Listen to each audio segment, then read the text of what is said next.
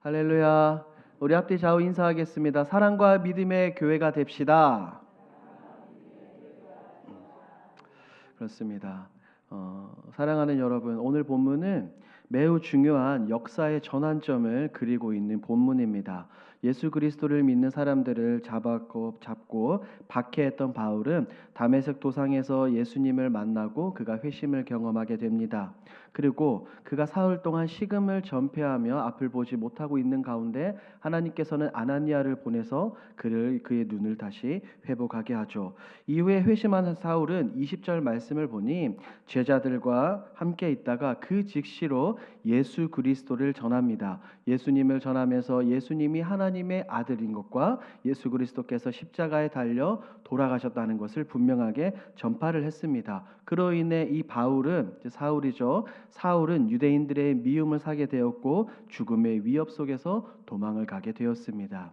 그런데 오늘 함께 읽은 본문 말씀을 보니 당시 예루살렘에 있는 제자들과 성도들, 교인들은 이 사울을 받아들이는데 굉장히 좀 두려워했어요. 불신이 있었고 두려움으로 가득했습니다. 이것은 사울이 회심하기 전 그의 끔찍한 과거를 생각해 본다면 지극히 당연한 일이죠. 7장에서 우리가 잘 알고 있는 첫 번째 순교자 이 스데반 집사님이 순교할 때 사람들은 자신들의 옷을 벗어 이 사울 앞에 놔둘 정도로 예수 믿는 사람들을 지독히도 미워하고 싫어하고 박해했던 사람이 바로 이 사울입니다. 예루살렘 성도들은 이 사울의 이런 과거를 너무나도 잘 알고 있었기 때문에 그가 교회로 들어온다, 그가 하나님의 사람이 되었다, 예수 그리스도의 사람이 되었다라는 이 사실을 쉽게 받아들이지 못했던 겁니다. 사랑하는 여러분, 그런데 이런 현실은 오늘날 우리 가운데도, 우리 믿음의 공동체 가운데도 충분히 일어날 수 있어요. 교회로 찾아오는 사람들을 한번 생각해 봅시다. 이 아픈 마음들과 여러 가지 말할 수 없는 치욕스러운 상처들, 실패와 아픔을 겪은 사람들이 때로는 교회 안에 들어오곤 합니다. 그리고 우리는 인간이기 때문에 연약하여져서 그 사람의 내면을 바라보는 것이 아니라 그 사람의 외적인 모습만을 바라봅니다. 눈으로 보여지는 선입견 때문에 교회로 방문하는 사람들을 환대하고 맞아들이기보다는 오히려 그들을 잘 배척하는 경우도 있습니다. 하지만 교회에서는 그렇게 해서는 안 돼요. 성도가 성도를 바라볼 때 사람의 외형이나 그 사람의 과거나 그 사람의 어떠함을 바라보는 것이 아니라 그 사람과 지금 함께하고 계시는 하나님, 그 사람을 붙들고 역사하실 그 하나님을 바라보며 우리는 교회에 들어오는 모든 사람들을 바라보아야 한다는 겁니다. 우리 성경을 통해서도 이 모습을 알고 있죠. 사무엘은 이스라엘의 두 번째 왕을 찾아 나섰습니다. 이새의 집에 가서 첫 번째 아들이 그의 앞에 섰을 때 사무엘은 그렇게 생각했죠. 이 엘리압이 겉보기에도 키도 크고 굉장히 멋있어 보여서 두 번째 이스라엘의 왕이 되겠다라고 생각했으나 하나님은 사무엘에게 뭐라고 말씀하셨습니까? 사무엘상 16장 7절을 우리 함께 읽도록 합니다. 시작. 여호와께서 사무엘에게 보지 말라. 내가 이미 그를 버렸노라. 나 여호와는 사람과 같이 아니하니 사람은 외모를 보거니와 나 여호와는 중심을 보느니라 하시더라. 우리는 이제 새생명 축제를 앞두고 있습니다. 불과 2주 정도밖에 남지 않았어요. 이럴 때 우리는 어떻게 반응하고 어떻게 준비를 해야 되겠습니까? 얼마 전에 지난달이에요. 저희 교회에 등록한 한 부부가 있습니다. 요 근처 이제 강동 자이에 이사를 와서 강동 지역에 몇 달간 지역의 많은 교회들을 둘러봤다고 합니다. 근처에 있는 대형 교회도 가보고 개척 교회도 가보고 이렇게 했는데 최종적으로는 우리 교회, 우리 길동교회에 등록을 했다고 해요. 왜 그렇게 결정을 했을까요? 등록 후에 이제 권사님들과 함께 새가족실에서 이 부부를 만나면서 이유를 물어봤어요. 그러니까 이 집사님들이 이렇게 말씀해 주시는 거예요. 여러 교회를 가봤지만 누구도 인사하거나 친절하게 대해주지 않았습니다. 하지만 길동교회는 몇몇 권사님과 목사님이 인사해주고 잡아주셔서 등록하게 되었습니다. 라고 말합니다. 여러분, 무엇인가 느끼는 바가 없습니까? 이 부부의 대답 속에서 우리가 앞으로 해야 할 명확한 일이 보이지 않습니까, 여러분? 새로운 사람들이 교회를 방문할 때 우리는 앞서 제가 말씀을 드린 것처럼 어떤 그 사람의 과거나 혹은 외형적인 모습, 선입견을 가지고 그들을 바라보는 것이 아니라 우리가 할 수 있는 가장 좋은 마음으로, 가장 좋은 환대, 가장 예쁘고 행복한 얼굴로 그들을 맞아야 될 줄 믿습니다. 방문하는 영혼들을 돌보고 그들을 잘 적응할 수 있도록 돕는 것이 바로 우리의 역할입니다. 이것은 몇몇 권사님들과 우리 새가족부 안내위원들만이 하는 것이 아니에요. 우리 교회에 등록된 모든 성도들이 직분과 아무런 상관없이 모든 사람들에게 동일하게 해야 합니다. 사울이 회심하여 교회를 찾아갔을 때 예루살렘 성도들은 그를 쉽게 받아들이지 않았어요. 하지만 그 가운데 한 사람만이 사울을 환영하고 사울을 제대로 소교했는데 그 사람이 누구입니까? 바로 바나바죠. 바나바는 그 이름의 뜻이 위로의 아들입니다. 이 바나바는 그 이름의 뜻 위로의 아들 이름대로 불심과 두려움, 염려와 걱정, 근심이 앞서는 가운데서도 이 예루살렘 교회에 사울을 소개하고 그의 회심을 증언하는 엄청난 사역을 했어요. 바나바의 이 용기와 믿음 덕분에 예루살렘을 넘어 복음이 전 세계로 퍼지는 그 출발점이 되었던 것입니다. 우리 사랑하는 여러분, 이처럼 본문에서 살펴볼 수 있는 바나바의 섬김과 사랑은 앞으로 우리 교회가 어떤 공동체를 만들고 우리가 새신자들에게 어떻게 대해야 될지를 우리에게 분명하고 명확하게 보여줍니다. 그래서 오늘 말씀을 통해 우리가 본문에 나온 이 초대교회의 본을 받아 어떻게 해야 되는지를 세 가지로 간단히 정리해서 함께 은혜를 나누고자 합니다. 첫 번째입니다. 한번 따라하겠습니다. 사랑과 헌신으로 섬깁시다. 첫 번째는 사랑과 헌신으로 섬겨야 합니다. 바나바는 이 사울이 진정한 회심을 통해 변화를 경험했다는 것을 이 예루살렘 교회와 성도들에게 증언했어요. 교회에서 믿음의 동력자로 함께 성장되어질 수 있도록 사울과 이 교회를 어떻게 하는 역할을 했다고요? 연결시켜주는 역할을 했던 겁니다. 이처럼 우리도 이런 믿음의 동력자가 되어야 될 줄 믿습니다. 교회는 예수 그리스도 안에서 하나님의 품 안에서 말씀과 기도 안에서 태어나는 사람들을 돌보고 감싸고 그들을 양육해야 될 분명한 의미가 있어요. 특별히 새롭게 방문하는 사람들이 이 예배 자리에 나와서 목사님의 말씀을 통해 하나님을 깊이 경험할 수 있도록, 그 말씀을 듣고 말씀의 깊은 맛을 알아갈 수 있도록, 또한 우리 전도회와 소그룹, 구역과 여러 모임 가운데 교제의 기쁨을 누릴 수 있도록 우리가 힘써 노력해야 하는 겁니다. 더 쉽게 표현하자면 그들이 믿음 안에서 자라갈 수 있도록 사랑으로 우리가 어떻게 해야 되는 거예요? 헌신하고 돌봐야 되는 겁니다. 신약 성경을 보면 예수님께서 그렇게 말씀하셨어요. 어린아이들이 예수님께 다가오는 것을 제자들이 막았을 때 우리 주님은 그렇게 말씀하셨죠. 이 아이들을 표현하면서 천국은 이런 자의 것이다 라고 말입니다. 이것을 우리 가운데 한번 적용을 해보면 좋겠습니다. 이것은 단순히 육적으로, 신체적으로, 나이적으로 어린 아이들만 이야기하는 것이 아니라 영적으로 어린, 영적으로 이제 갓 태어난, 이제 발버둥 치고 있는 이 영혼들이라고 한번 생각을 해봅시다. 그러니 우리가 어떻게 해야 되겠습니까? 어떻게 해야 되겠어요? 그들을 외면하고 그들을 그냥 놔두면 되는 것이 아니라 사랑과 희생과 섬김으로 그들을 감싸고 돌봐야 합니다. 10월 27일 우리 교회가 지금 많은 분들이 함께 기도하고 여러 가지 준비하고 여러분들이 선물도 나눠주고 열심히 기도하고 있지 않습니까? 10월 27일 당일에 어떤 사람들이 우리 교회를 방문하게 될까요?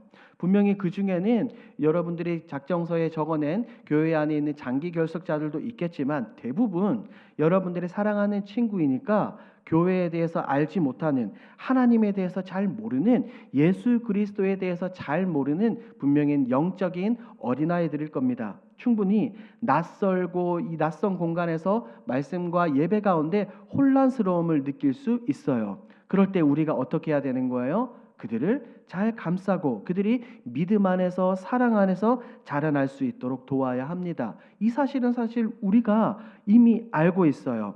아이가 태어나고 자라기까지 부모의 수고와 노력이 얼마나 큽니까? 아기가 태어났는데 이 아이를 그냥 방치하면 그 아이가 자라날 수 있어요, 없어요? 없습니다. 때로는 부모가 잠을 아껴가면서 아이를 돌봅니다. 자신의 것을 포기하면서 아이를 키워냅니다. 이것은 영적인 측면에서도 동일합니다. 새로운 영혼들, 새신자들을 위해 우리가 낮아져야 합니다. 영적인 어린 영혼들을 돌보는데 우리에게 이런 수고와 희생이 필요한 줄 믿습니다. 그래서 우리 권사님께서도 그렇게 기도하셨죠. 우리가 왜 새신자들을 태신자라고 부릅니까? 우리 가운데 어떤 마음이 있기 때문이에요? 어머니의 마음. 새로운 생명을 품고 그 새로운 생명을 낳는다는 어머니의 마음, 사명감이 있기 때문에 그런 것입니다. 그렇기 때문에 이런 섬김의 본을 보여 이들을 위해 헌신하고 수고함으로 인해 이 교회에 방문하는 어린 영혼들, 이 영적으로 어린 그 사람들을 우리가 잘 돌봐주고 우리의 어깨 위에 세우는 저와 여러분들이 되길 우리 주님의 이름으로 축복합니다. 두 번째입니다. 한번 따라해 볼까요? 단단해지는 믿음의 공동체가 되어야 합니다. 믿음의 공동체가 되어야 합니다. 보십시오. 우리가 교회를 방문하는 새신자들을 환영하고 사랑과 헌신으로 돌보는 이유는 그들이 그저 교회 안에 머물며 구원의 감격과 기쁨을 누리는 데 있지 않아요. 그냥 구원과 감격과 기쁨을 누리는 데 있지 않고 더 나아가서 이 영혼들이 하나님 나라를 위해 예수 그리스도의 제자가 되어 함께 섬길 수 있도록 우리 믿음의 동력자로 만들어가는 것이 너무나도 중요한 겁니다. 오늘 본문 29절과 30절을 다시 한 번 더 함께 읽어보도록 합니다. 시작. 주 예수의 이름으로 담대히 말하고 변론하니 그 사람들이 죽이려고 힘쓰거늘 형제들이 알고 가이사랴로 데리고 내려가서 다소로 보내니라. 바울이 예루살렘에서 복음을 전하다가 핍박을 받게 될 때 형제들은 교회 안에 있는 형제들은 이 바울을 어떻게 합니까? 바울을 데리고 함께 가이사랴로 내려가고 다소로 결국은 보냅니다. 그들의 역할이 뭐예요? 복음이 계속해서 전달되어질 수 있도록 협력하고 돕는 겁니다. 예루살렘 교회는 처음에는 바울을 두려워했어요. 하지만 이제는 바나바의 증언과 바울의 모습 속에서 그를 신뢰하고 적극적으로 지지하고 믿음의 동력자로 모두가 든든히 세워져 갔다는 거죠.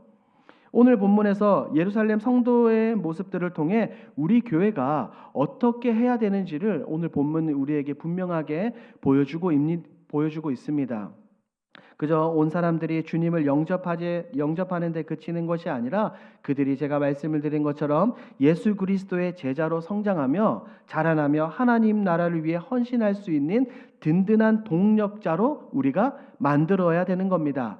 보십시오. 그 새신자들을 하나님 나라의 든든한 귀한 일꾼들과 동력자로 만들었을 때 어떤 일이 일어날까요? 31절입니다. 시작. 그리하여 온 유대와 갈릴리와 사마리아 교회가 평안하여 든든히 서가고 주를 경외함과 성령의 위로로 진행하여 수가 더 많아지니라. 성경은 분명하게 말합니다. 31절 서두에 그리하여라고 말하죠. 이것은 앞선 29절과 30절을 염두에 두고 있는 겁니다. 바울을 도와 복음이 계속해서 퍼져나갈 수 있도록 형제들이 도왔을 때 31절 유대와 사마리아에 있는 교회가 어떻게 되는 거예요? 성장되어지고 성령의 간섭하심으로 말미암아 믿는 사람들의 수가 많아지게 되는 겁니다. 쉽게 말해 우리가 잘 알 수 있는 영어로 그것을 뭐라고 말하죠? 부흥이라고 말하는 겁니다. 부흥. 예루살렘 교회 성도들의 희생을 통해 이 교회 공동체는 더욱더 단단해지는 것을 넘어 그들이 부흥을 경험하게 되었습니다. 저는 우리 길동교회가 이런 믿음의 공동체, 믿음의 교회가 되길 주님의 이름으로 축복합니다. 얼마 남지 않은 새생명 축제를 통해 교회를 방문하는 새신자들과 우리 기존의 성도들과 하나가 되어야 됩니다. 그저 하나가 아니라 제가 지금 말씀을 드린 것처럼 믿음의 동력자가 되어야 한다는 겁니다. 이렇게 사역하며 나아갈 때 우리 교회가 영혼도 살리고 성경이 말하는 진정한 부흥을 함께 경험하게 될 줄 믿습니다. 마지막 세 번째입니다. 저는 이것이 가장 중요하다고 볼 수 있습니다. 바울이 예루살렘 교회로 올 수 있었던 분명한 이유는 바나바의 헌신도 있었지만 무엇일까요? 성도들의 환대가 있었습니다. 성경에서 환대는 매우 중요한 가치로 여겨집니다. 신약 성경에서 환대를 나타내는 헬라어 단어는 필로크세니아입니다. 이것은 두 가지 단어가 합쳐진 합성어예요. 필로스와 크노세스라는 단어의 합성어입니다. 필로스는 사랑을 말하고 크세노스는 이방인을 말합니다. 낯선 사람. 그러니까 이것을 합치면 어떻게 되는 거예요? 낯선 사람에 대한 사랑이에요. 낯선 사람에 대한 사랑. 그러니 따뜻하게 맞이하고 사랑으로 돌보는 것이 곧 성경이 말하는 뭐라고요? 환대입니다. 환대. 그런데 재미있는 것은 성경 곳곳에서 이 환대라는 단어가 사용되어질 때를 보면 단순히 낯선 사람, 이방인에 대한 친절을 넘어서 하나님께서 기뻐하고 계신다는 의미로 사용이 됩니다. 무슨 말인지 여러분 이해가 되시겠죠? 그냥 우리가 친절을 베푸는 것에 우리가 만족하는 것이 아니라 하나님께서 우리 구주 예수 그리스도께서 뒤에서 보고 계시고 굉장히 기뻐하시고 즐거워한다는 겁니다. 그렇기 때문에 이 환대의 개념이 초대교회 공동체 가운데 매우 중요하게 여겨졌던 거예요. 그래서 초대교회 순회자들이 교회에 방문하거나 혹은 낯선 사람들이 이제 교회 공동체에 들어오면 어떻게 됩니까? 그들을 지극히 내 가족과 같이 마치 내 자녀를 대하는 것과 같이 온 것을 다해서 확실하고 분명하게 그 사랑을 나타내 보였던 겁니다. 사랑하는 여러분, 오늘날 교회를 찾는 사람들에게 환대하는 것은 이것은 단순히 친절 이상의 의미가 담겨 있습니다. 그것은 곧 그들에게 그들이 알지 못하는 하나님의 사랑을 보여주고 하나님의 사랑을 체험하게 하는 것인 줄 믿습니다. 교회로 처음 방문하는 사람들이 어찌 예수님을 알고 하나님을 알아가겠습니까? 누구의 모습을 통해서 그것을 알아갈 수 있는 거예요? 바로 우리입니다. 저와 여러분들의 모습, 우리의 모습들, 우리의 리액션들, 우리의 반응을 보고 그들이 하나님의 살아계신 것을 체험할 수 있는 거예요. 보십시오. 바나바가 사울을 받아들이고 사울을 인정하고 그가 예루살렘 교회 공동체 안에 소개하고 자리 잡을 수 있도록 열심히 도왔듯이 우리도 그러해야 합니다. 10월 27일뿐 아니라 매주 우리 교회를 등록하고 방문하는 사람들이 있다면 여러분들 바나바처럼 기쁘고 행복한 마음으로 그들을 환대하시기를 주님의 이름으로 축복합니다. 축복합니다. 낯설다고 어색하다고 그 사람이 내 자리에 앉았다고 내가 모르는 사람이니까 그 사람들을 외면해서는 안 된다는 거예요. 제가 말씀드린 것처럼 얼마 전에 등록한 한 부부, 그 부부가 이런 환대를 경험했기 때문에 우리 교회에 등록하고 지금도 매주 예배 자리에 나오며 새가족 강의를 듣고 있는 겁니다. 사랑하는 여러분, 이처럼 바나바가 보여준 환대는 우리 교회의 모습을 그대로 우리 교회가 달려가야 될 모습을 그대로 보여주고 있다고 저는 생각합니다. 계속해서 강조하는 것처럼 여러분들에게 말씀을 드리는 것처럼 가장 예쁜 미소로 환한 미소로 하나님의 사랑과 예수 그리스도의 심장을 가지고 이 교회에 방문하는 사람들을 만나고 그들을 섬겨가야 될 줄 믿습니다. 자, 환대가 이렇게 중요하다고 말씀을 드렸는데 환대의 반대는 뭘까요? 그것은 냉대 혹은 무관심입니다. 다른 사람들을 무심하게 대하거나 필요로 하는 도움을 주지 않는 그런 태도를 말합니다. 우리는 이미 알고 있어요. 예수님께서 말씀해 주신 신약에 나오는 선한 사마리아인의 이야기를 우리는 알고 있습니다. 한 사람이 강도를 만나 너무나도 어려운 가운데 있습니다. 총 3사람이 지나가죠. 첫 번째 제사장과 레위인은 강도당한 사람을 보고 어떻게 했습니까? 무관심했어요. 그냥 지나쳐버렸습니다. 냉정하게 외면했습니다. 하지만 사마리아인은 그에게 다가가 그의 상처를 돌보고 그에게 모든 할 수 있는 최대의 필요로 그를 도왔습니다. 결국 그 사람이 회복될 수 있을 때까지 그가 도왔어요. 마찬가지로 이 10월 27일 새생명 축제 당일 그들이 처음 교회에 방문했을 때 낯선 분위기에 겁이 날 수도 있습니다. 그러나 우리가 그들을 따뜻하게 맞이하고 그들이 새로운 믿음의 여정을 시작할 수 있도록 도와줄 때 그들은 마음의 문을 열고 하나님의 사랑을 체험하게 될 줄 믿습니다. 제가 우리 교회에 처음 이제 부임하는 날 주일에 교회 마당에 도착을 했어요.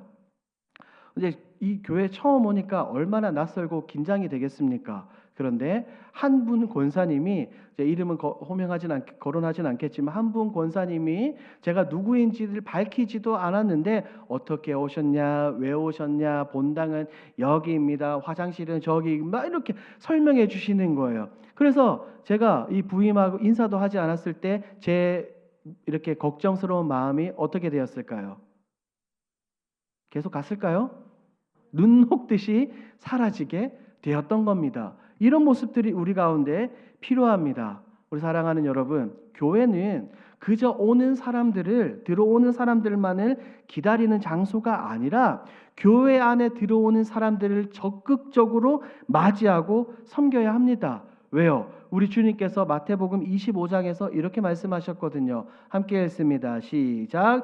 임금이 대답하여 이르시되 내가 진실로 너희에게 이르노니 너희가 여기 내 형제 중에 지극히 작은 자 하나에게 한 것이 곧 내게 한 것이니라 하시고, 보십시오. 교회를 방문하는 사람들, 새신자들에게 환대를 베풀고 사랑으로 맞이할 때 그것은 우리가 누구에게 하듯 해야 되는 거예요? 누구에게 하듯? 우리 주님께 하듯, 우리 하나님을 섬기듯 그러해야 합니다. 그럴 때 우리 하나님께서, 우리 예수님께서 기뻐하시는 것입니다. 교회는 하나님의 사랑이 실천되는 공동체인 줄 믿습니다. 그 선봉장에 저 다른 사람이 아니라 바로 내가, 여러분들이 주인공이라고 생각하십시오. 나의 환대를 통해, 내 미소를 통해, 나의 이 대접을 통해 한 영혼이 축복받는구나, 한 영혼이 구원받는구나라고 여러분들이 생각하십시오. 보십시오. 하나님께서 예루살렘 교회에 사울을 보내시고 바나바를 통해 그를 신뢰하고 함께 연결이 되었던 것은 교회가 핍박과 두려움 속에서도 더욱더 강력한 복음의 공동체, 믿음의 공동체로 성장할 계획을 가지고 계셨던 하나님의 놀라운 섭리입니다. 하나님의 놀라운 섭리로 인해 오늘날 우리 교회에 수많은 영혼들을 보내주시고 10월 27일 날 많은 사람들을 보내주실 줄 믿습니다. 그래서 그들로 하여금, 교회에 방문하는 사람들로 하여금 그런 생각을 가지게 해야 돼요. 교회는 세상의 여러 단체와는 다르구나.